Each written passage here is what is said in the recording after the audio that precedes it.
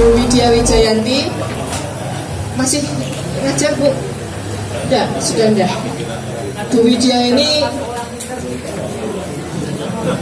menurut beliau, oh gitu, enggak ada yang dengar Bu Widya. Ini aktivis juga beliau ini, terutama di restorasi bangunan cagar budaya. Sekarang lagi tentang pecinan ya Bu ya, pecinan ya Bu ya, rumah-rumah.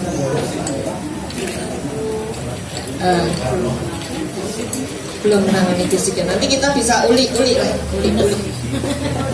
Kemudian moderatori oleh Rudi Murdoch, yang cantik sendiri, rambutnya panjang sendiri. Rahasia kecantikannya itu ya kalau di renjak gini.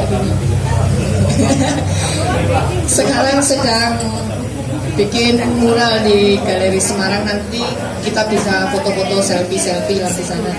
Yang dulu sudah tidak ada ya Pak ya, yang Spiderman itu. Dipasang rempakaan gitu. Oke, kita mulai saja, monggo Mas Rudi Murdoch. Halo, selamat siang kawan-kawan. Hari ini kita berpesta ini, ulang tahun Semarang Sketchweb ke-7. Saya tahu persis ya bagaimana SSW awal mulanya dibentuk, dan sekarang di tahun ke-7 menurut saya sesuatu hal yang istimewa karena komunitas rata-rata hanya berumur 5 tahun. Setelah itu bubar, dan ini bisa masuk tahun ke-7 berarti cukup eksis. Dan SSW juga banyak sekali mempengaruhi atau berpengaruh besar pada pembangunan kota, terutama di kota lama.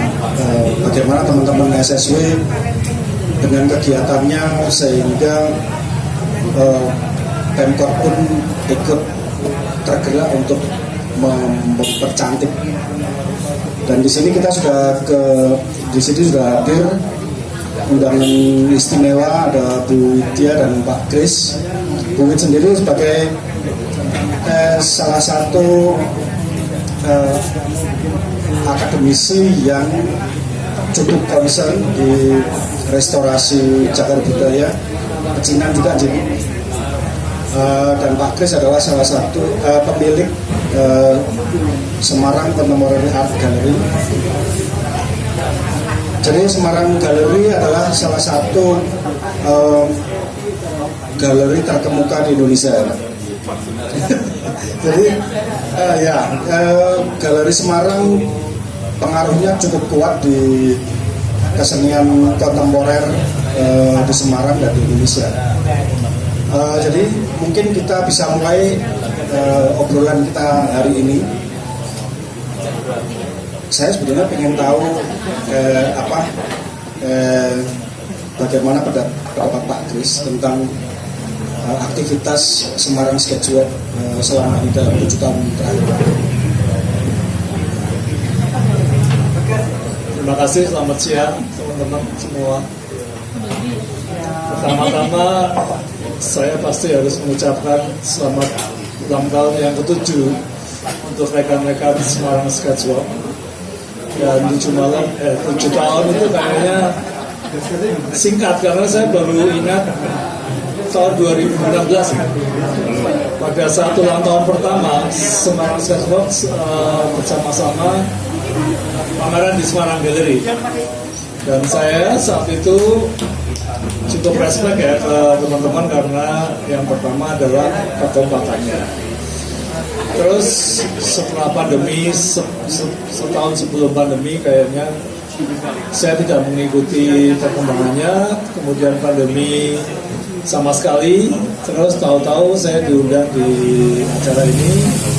Begitu saya masuk ke pintu ruangan itu saya agak takjub ya, agak surprise gitu. Kayaknya ada kemajuan yang cukup berarti teman-teman.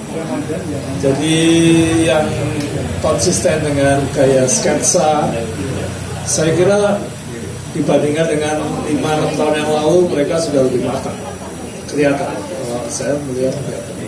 Kemudian juga ada pergeseran dari sketsa ke lukisan ya. Ada yang terus bergaya dekoratif gitu, ada yang ada condong-condong ke realis gitu. Tapi itulah adalah konsekuensi dari sebuah komunitas di mana masing-masing anggotanya itu pasti ingin mencari jati diri ya. Dan itu saya kira tidak apa, karena sketsa ini sekarang sudah masuk dalam salah satu cabang seni rupa yang dinamakan sketsa murni. Kalau kita tengok pada awalnya seni rupa dulu-dulunya sketsa itu memang berbarengan hidupnya dengan seni rupa, lukisan, seni patung, bangunan, seni desain ya. Jadi mereka itu para arsitek, para pelukis, para desainer itu selalu mengawali karyanya dengan sketch. Tujuannya adalah untuk mereka mempelajari lebih dahulu ya, sebelum memindahkan ke kanvas atau memindahkan ke patung atau ke desain arsitektur. Mereka akan men-sketch apa yang akan dipindahkan objeknya itu untuk mempelajari komposisinya, mempelajari skalanya, mempelajari depth-nya ke kedalamannya. Kemudian setelah itu biasanya lalu kemudian mereka memindahkan ke kanvas atau ke patung, ke dimensi atau ke desain ya. Nah, kalau zaman abad pertengahan itu yang paling terkenal membuat sketsa itu Leonardo da Vinci dan Michelangelo. Michelangelo itu yang mendesain St. Peter's di Italia, kemudian Rijksmuseum di Belanda. Kalau Leonardo da Vinci itu ada La Sabre. Nah, mereka itu tidak hanya sebagai pelukis sebetulnya, mereka juga sebagai desainer dan sebagai arsitek. Jadi mereka juga sangat terbiasa sekali mempelajari sesuatu dengan sketsa. Terus kalau kita lanjut ke dunia seni rupa di Indonesia, pelukis-pelukis Indonesia yang dikatakan sebagai sketser yang cukup piawai itu ada IP Ma'ruf ya, terus kemudian Sujoyono Avandi, kemudian Sri Hadi Sudarsono, Hidayat, kemudian Rusli, itu sampai dengan sketsanya pun menjadi sebuah karya seni rupa. Jadi berkembang misalnya Sri Hadi atau Nyoman Gunarso gitu ya. Kita lihat sebetulnya basicnya itu sketsa. Sketsa yang dibuat menjadi karya lukis.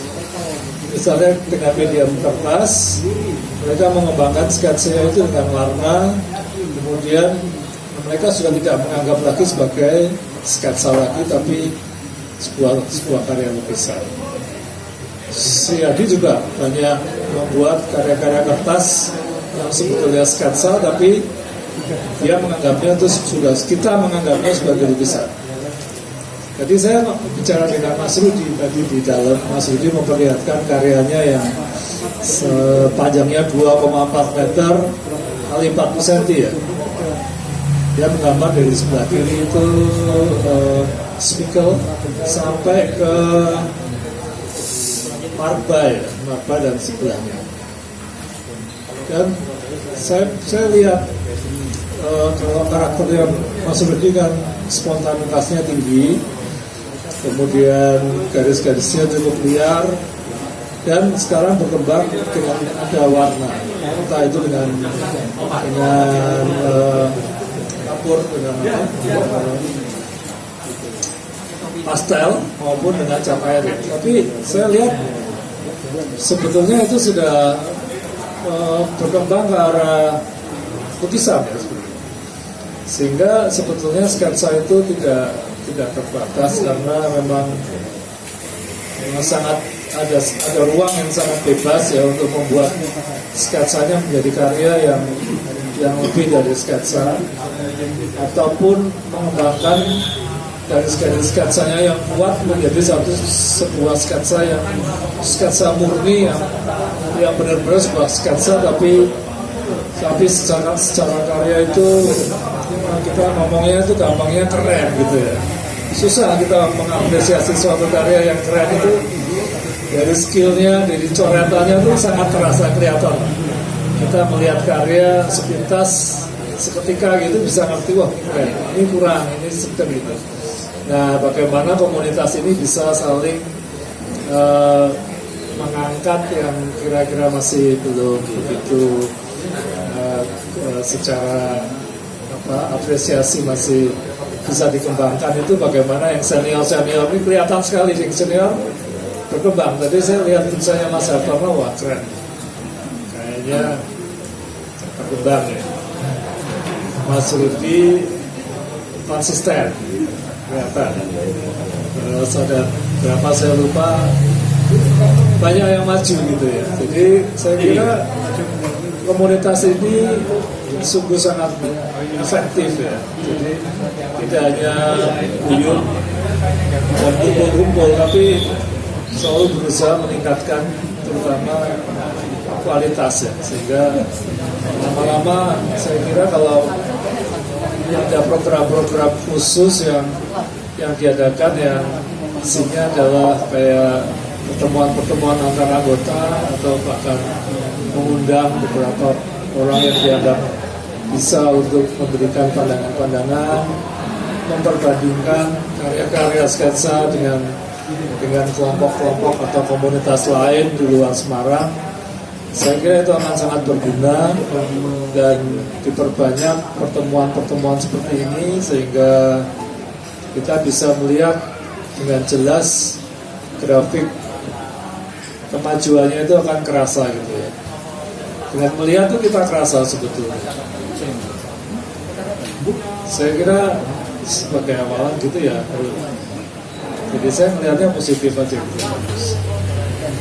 Terima kasih loh.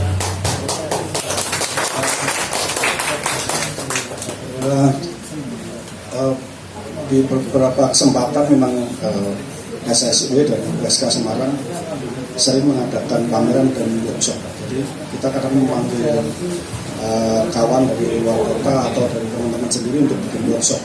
Jadi sebetulnya memang saya kayaknya paham betul bahwa di Semarang memang selain hanya ngumpul-ngumpul diskusi, kita butuh ada edukasi yang lain semacam workshop. Saya mau tanya sama Bu Yud nih tentang ini Bu, apa sih yang seharusnya mungkin teman-teman lakukan lagi untuk bisa menggugah masyarakat terutama di sini kan setahu saya kan aktif di restorasi pecinan terutama yang kemarin sempat bagaimana teman-teman itu bisa membantu paling enggak dengan mungkin kegiatan teman-teman apa yang teman-teman bisa lakukan pecinan dan kota lebih besarnya lagi untuk kota.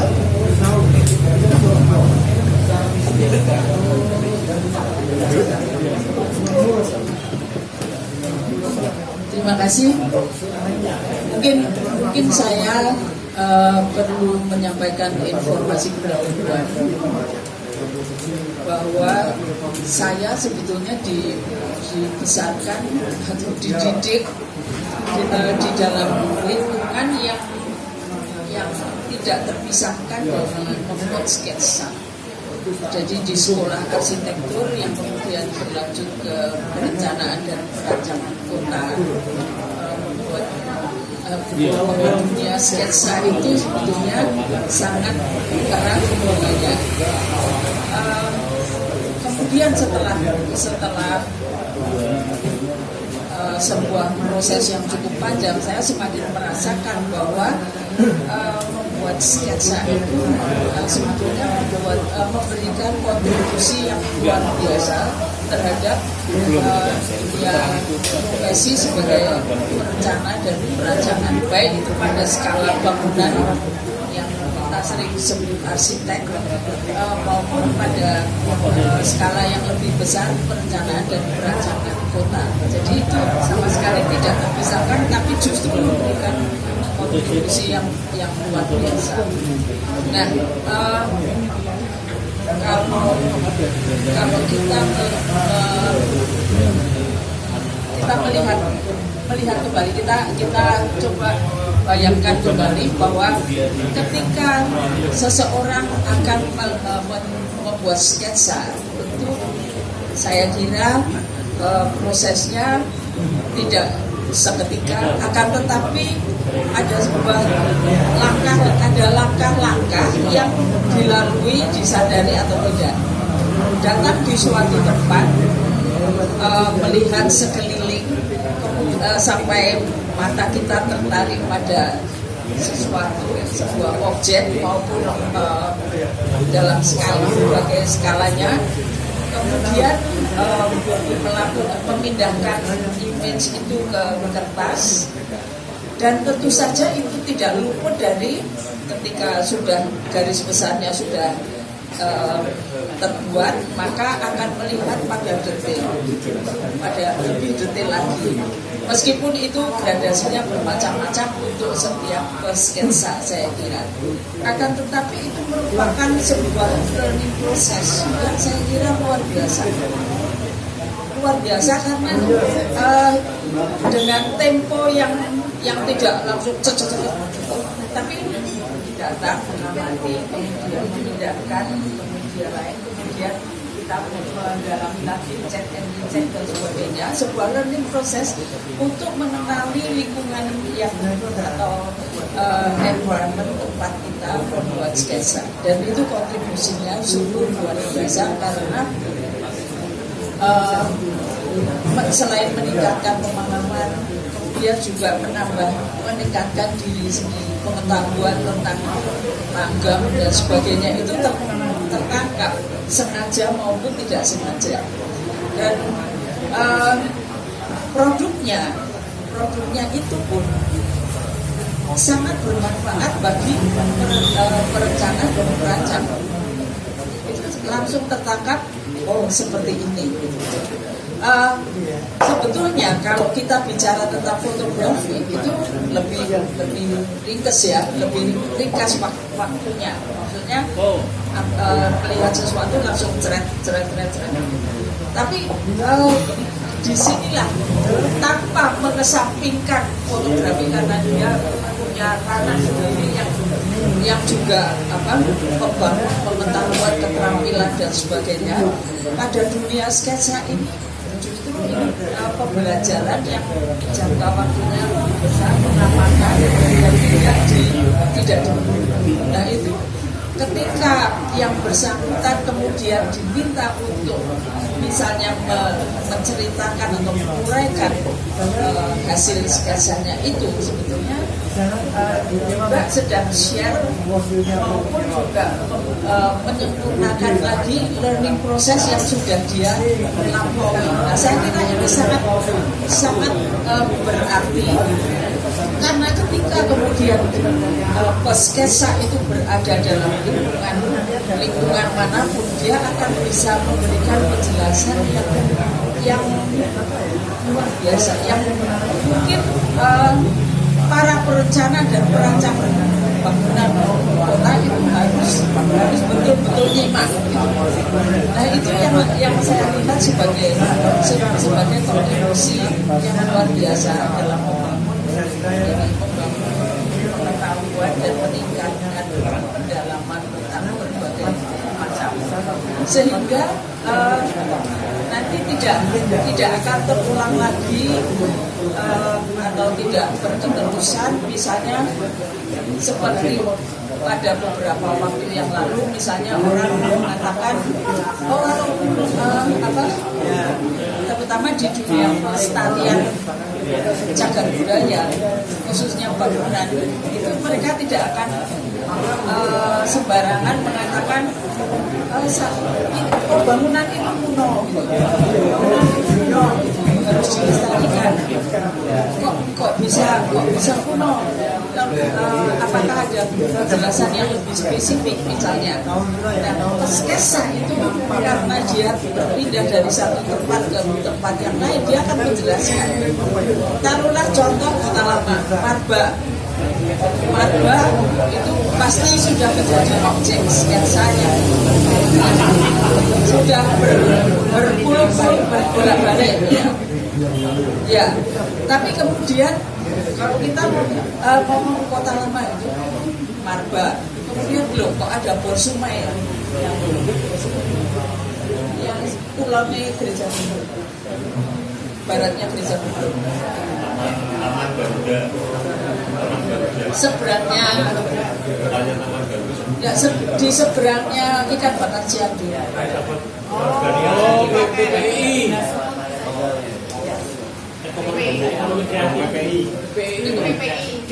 Nah, PPI kan bagian gudangnya, tapi itu kan yang depan kan Borsumai, Borneo, Sumatera, Maskapai. Itu kantornya, karya arsitektur, terus yang di belakangnya itu memang gudang kan, gudangnya itu. Nah, bisa saya kira Peskesa itu langsung bisa mendapatkan kesadaran, oh ini mestinya berbeda dari yang ini. Yang ini penuh dengan renda-renda, Marba masih terpengaruh renda-renda, sementara Borsumai itu saya kira kalau masih Budi itu lebih senang yang Borsumai ya. Ganti karakternya deh. Dan itu pasti akan kalau kita melanjutkan ke arah barat lagi, sebelah kiri gedung Telkom yang sebetulnya dulu adalah De Java Bank. Jadi yang De Java Bank itu yang kemudian menjadi BI, Bank Indonesia. De Java Bank itu eranya sudah beda lagi kan, dari Marba dan dari Borsumai.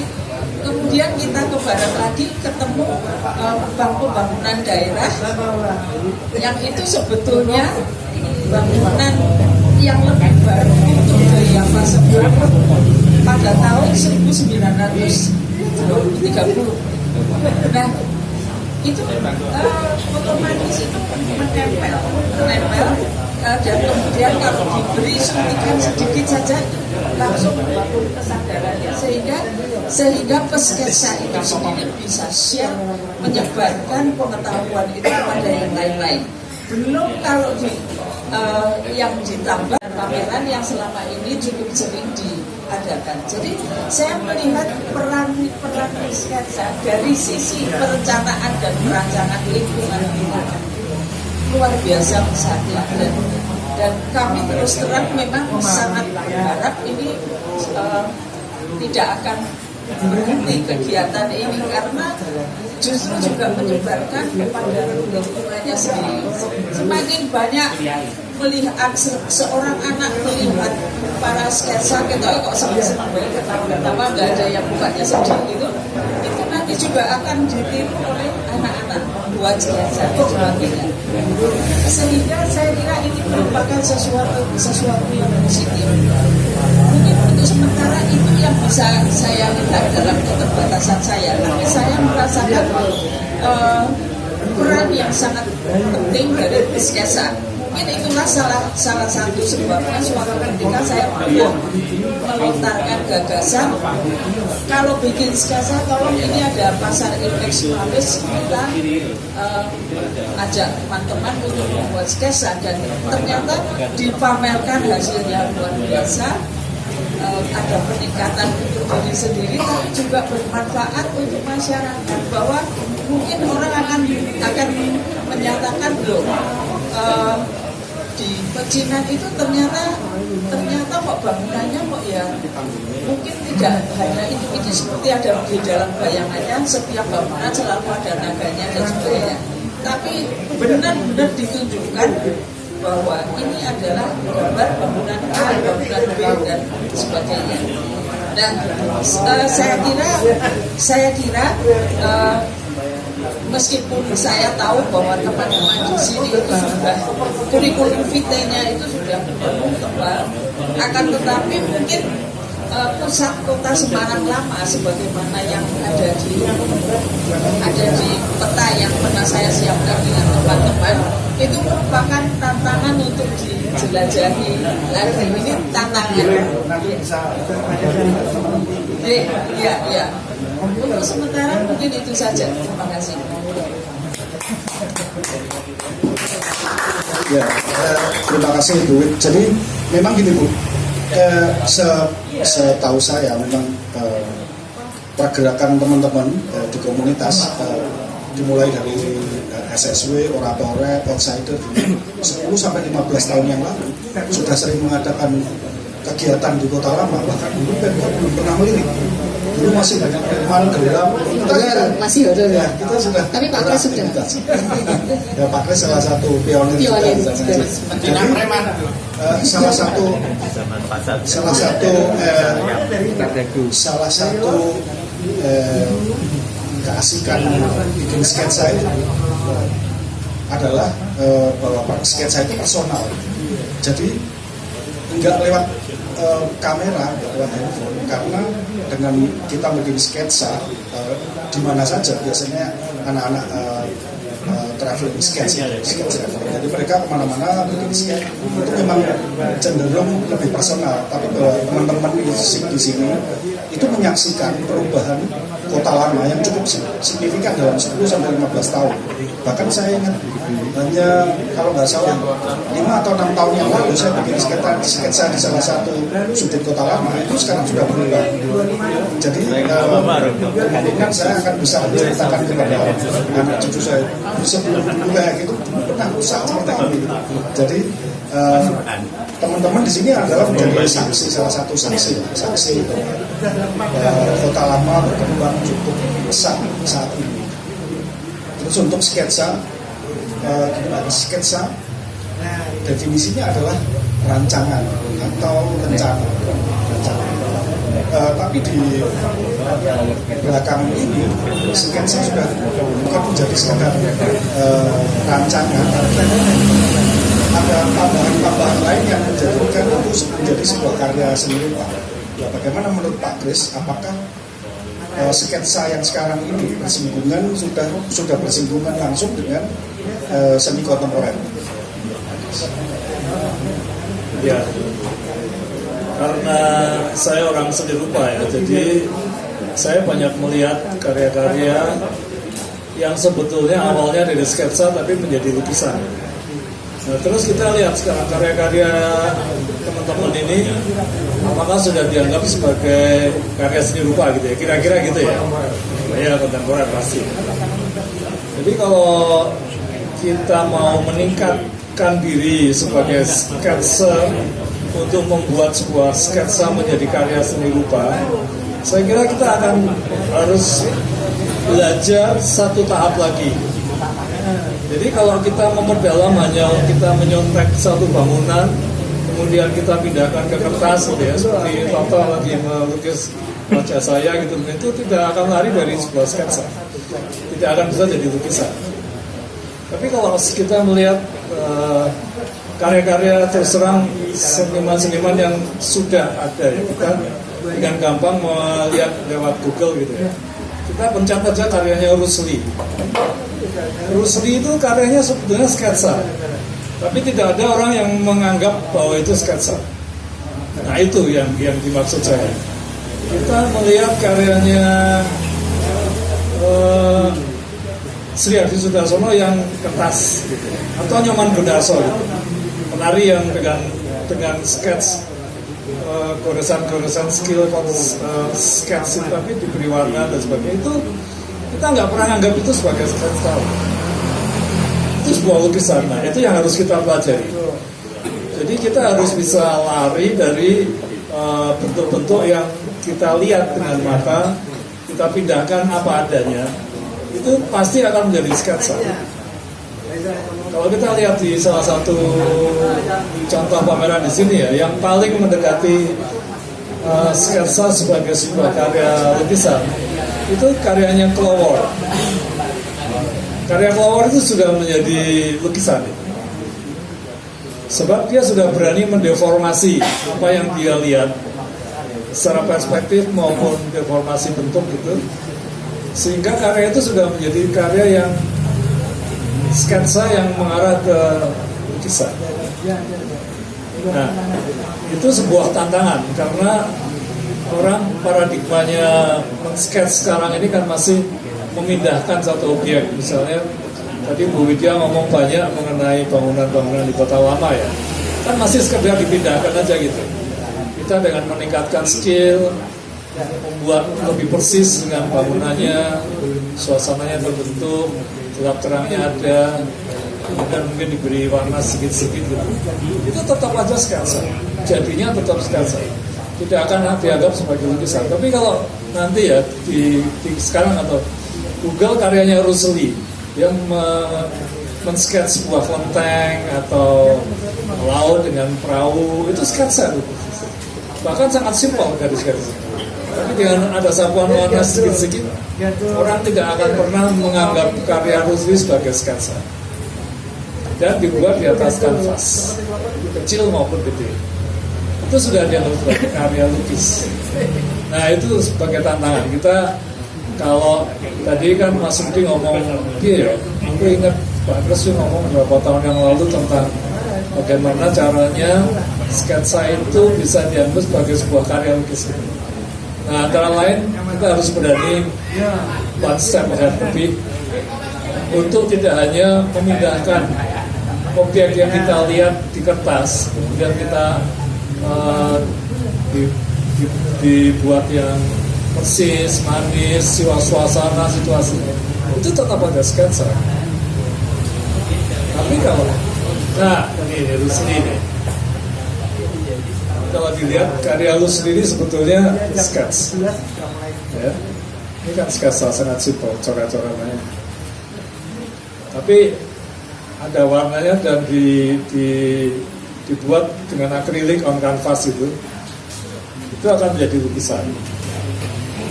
Tapi dengan dia tidak memperhatikan perspektif lagi karena sudah di luar kepala itu sudah sangat piawai gitu ya. Dia melihat jauh dekat itu tapi dianggap. Tapi kita melihatnya tuh seketika bisa itu masih keren gitu ya. Walaupun jauh dekatnya kacau gitu misalnya ya. Itu bisa jadi itu ya. Itu sebenarnya kan sketsa maksudnya. Tapi nggak pernah tuh misalnya di lelang atau di apa karya Rusli itu ya painting on canvas itu. Nah, Mbak Rasa.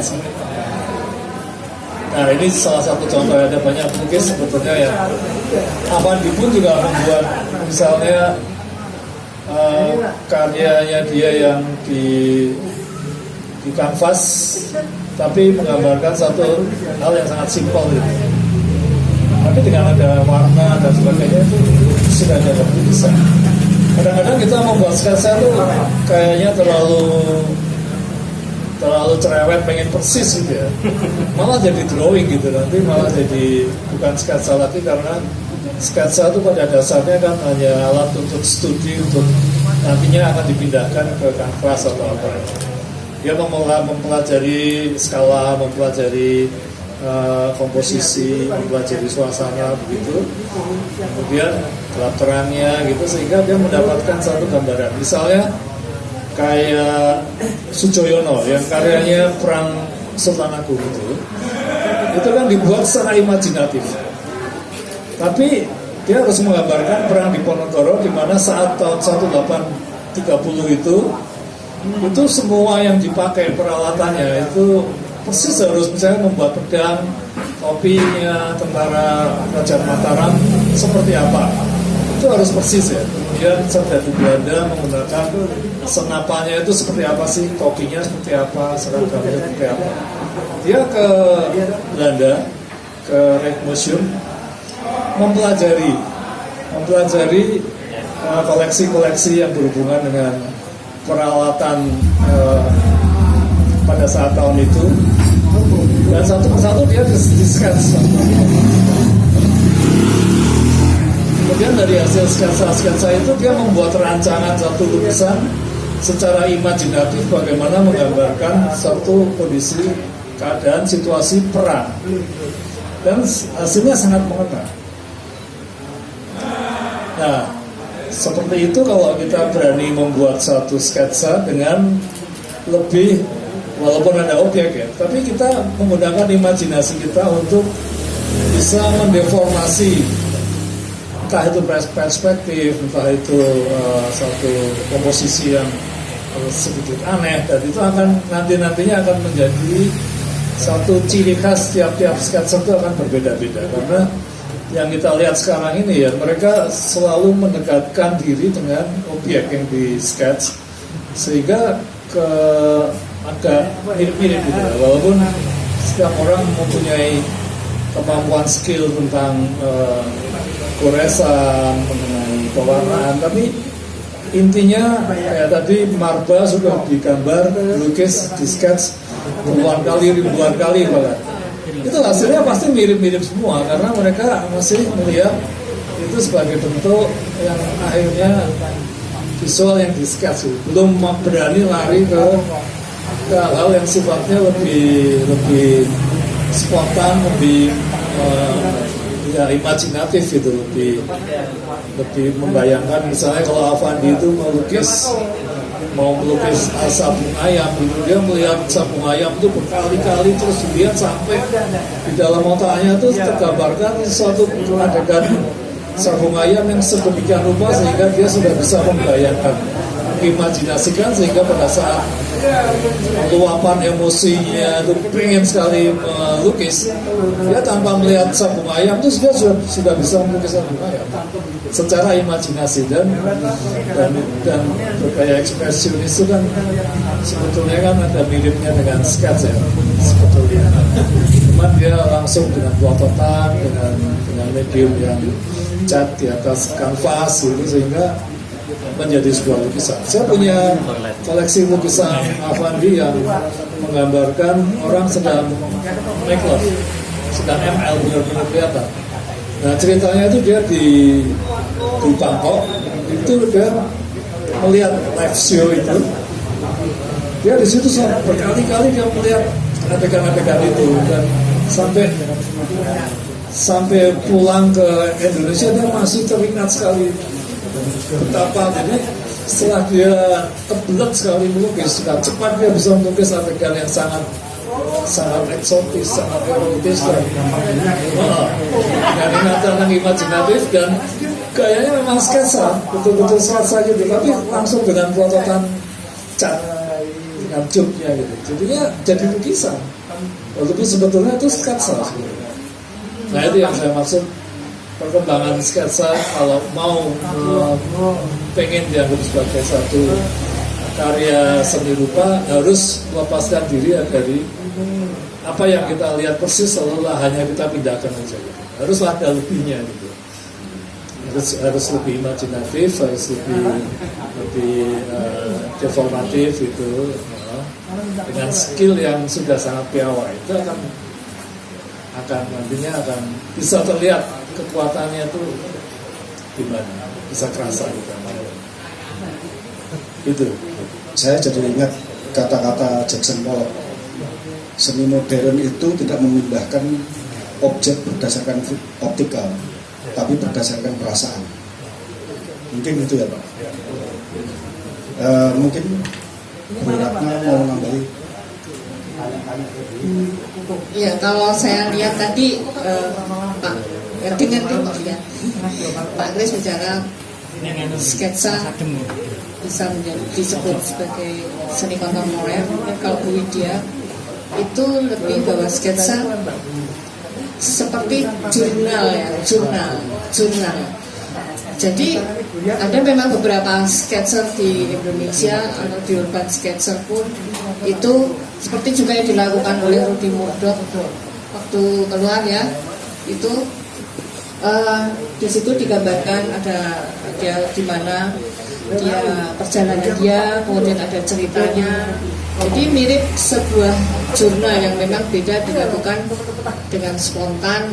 Foto itu beda karena memang dan pasti yang gambarkan akan berbeda, dan bisa juga karena spontanitas yang dikerjakan ya tidak menjadi persis gambarnya, jadi bisa dua-duanya.